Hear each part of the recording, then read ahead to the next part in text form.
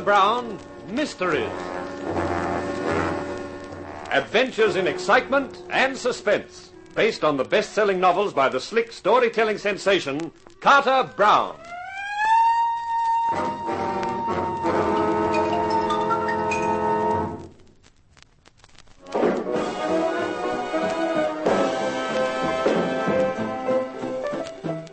The yacht moved through a heavy swell at a fast clip. My thoughts moved through a heavy head at a feeble crawl.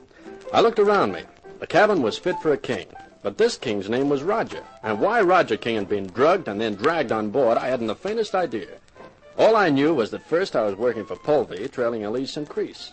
Then I was working for Elise, trailing Polvey. And in the course of that, Polvey's secretary, Marcia Oliver, fed me a dope martini, and here I was, all set for a cruise to the Caribbean. Decided to come up for a breath of fresh air, Mr. King. That's right, Captain Harris, and it feels very fresh. Yeah, the swell's getting heavier. We look like having some fun. Do you have breakfast? Yes, thanks. You run a first-rate service for Shanghai passengers. We do our best. You don't feel like doing better still and telling me why I'm here and who owns this boat? I'm sorry, I can't oblige you. Well, no harm in trying. Now, Mr. King, I think you'd better go below. I've had my quota of fresh air, huh? I'd prefer you in your cabin. I'll have one of the crew conduct you. Well, if I'm going to be incarcerated for any long periods, do you mind if I borrow one of your bottles to keep me company? Not at all. There's a good supply in the saloon. You can stop off and pick up some on your way down.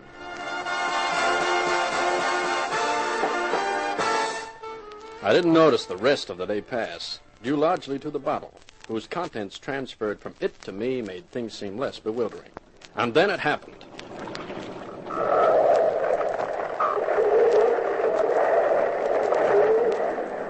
I was flung from the bunk to the floor, the empty bottle still in my hand. I picked myself up and tried the door. It was locked.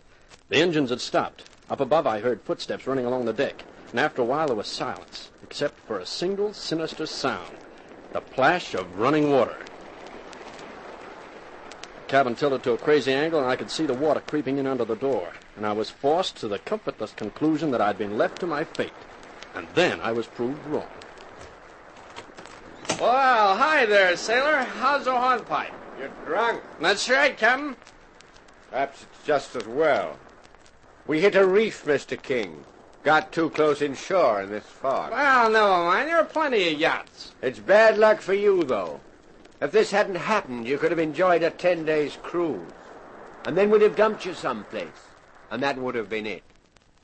But as things are now, I'm afraid I'll have to kill you. Why, you bold, bad boy. You see, we can't take any risk of you being around on the 18th.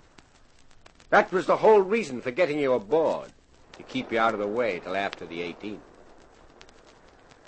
Now, well, I'm sorry, King. I'll have to give it to you. What, another bottle? No, a bullet. Oh, you're kidding. No, I'm not. There's already about a foot of water in here. I'm going to shoot you, and you'll go down with the yacht. Hey, I think you're really serious. Perfectly serious. Goodbye, King. Oh, no. I'll bet you never figured I was such a good shot on an empty bottle.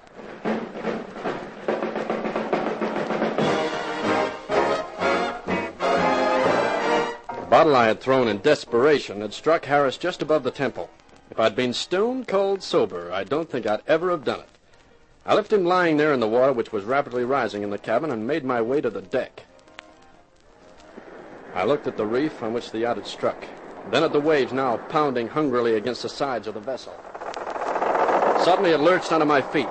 That told me as plainly as words that it was my time to get off. The reef below didn't look inviting, but it looked safer than the yacht.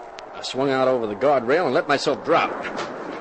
I landed on the rock on all fours, and as I picked myself up and stumbled away from the yacht, there was a harsh, rending sound. I turned to see the yacht slowly turn sideways and disappear. Then I headed towards the end of the reef. I remember staggering across the slippery rock surface, and then the sudden shock of the ice-cold water, and nothing more.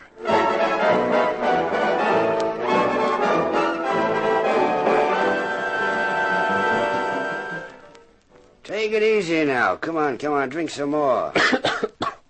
Not so fast now. Gently, Dutch. Yeah, What's this? A bed? Blankets? Where am I? In bed in my cottage, Mr. King. Come on, have a little more of this brandy.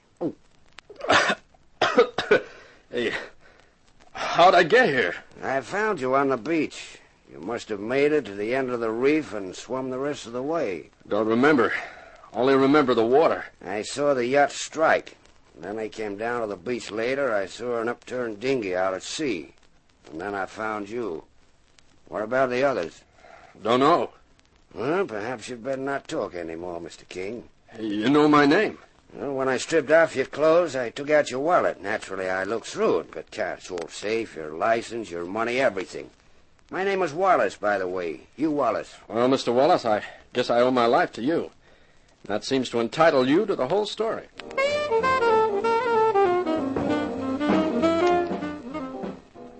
And that's it, Mr. Wallace. Right up to the time I saw the yacht go under.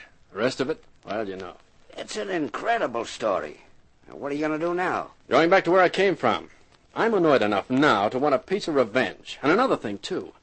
I'm curious about that date Harris mentioned, the 18th. I'd like to find out why I had to be kept away until after that. And what exactly is going to happen on the 18th. What about the wreck? I've been thinking about that. You saw an upturned dinghy. Looks as if the rest of the crew must have drowned. I know Harris is dead, and that leaves me the only survivor.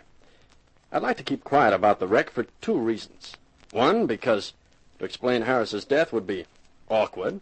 And two, because with Polvey and his secretary thinking I'm dead, gives me an advantage. But, of course, your conscience may insist on reporting the thing, Mr. Wallace. Well, it's up to you. You saved my life, and I won't argue with you on your decision, whatever it may be. I believe your story, Roger. It's too fantastic to be anything but the truth. And I'm only too happy to keep quiet about the wreck. You see, I'm wanted in 4 states for forgery. It was good to get home. It was good to roll into my own bed and sleep 18 hours straight. It was close to lunchtime of the next day when I got to my office and found an irate note from my employer, Miss St. Crease. I flicked the telephone dial to the number in her note.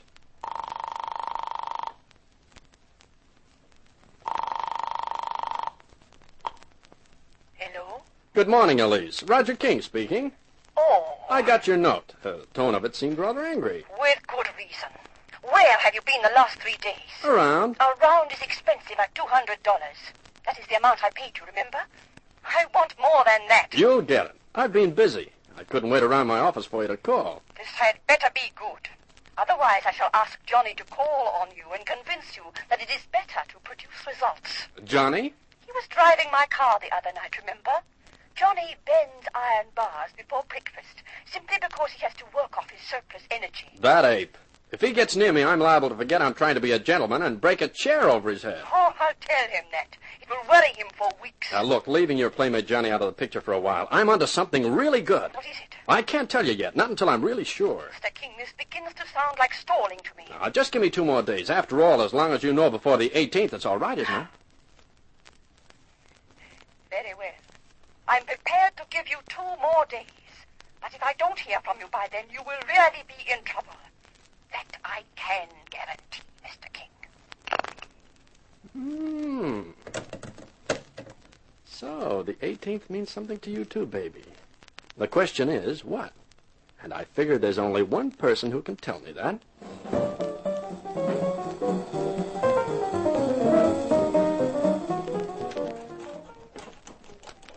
You learn all kinds of handy hints in the private eye profession. One of them is how to use a knife blade to open a window. I thought I had a good half hour before Marcia Oliver got home. More than enough time for a quick look around. And the Platinum Blonde's wardrobe was full of clothes. And if those clothes had been bought out of her salary as a stenographer, then, brother, I was going to take up shorthand and typing. I looked around for a hiding place. The full-length drapes over the living room window seemed to be as good a place as any. I arranged the drapes carefully, leaving myself a crack to see through, took a deep breath, and settled down to wait. Here we are, honey. I'll get us a drink. Baby. There's something I need more than liquor. Come here. Rodney, take it easy. You're gonna tell me you don't like it? No, honey, but there's no time. You can't stay here more than a minute. Paulvy's coming. Paulvy? One of these days I'm gonna wring his neck. After the 18th, you can do it with pleasure, baby. But not before. He's too valuable. Yeah. It makes me sick when I think of that slug and you. Then don't think of it. It won't be for long now. Come on. Let me give you a drink and get going. Skip the drink. I'll just have the same again. Now, you must get out of here, Rodney. Okay. But I won't be happy till the whole thing's over. That's the day I'm living for, too, lover. Goodbye, baby. Bye.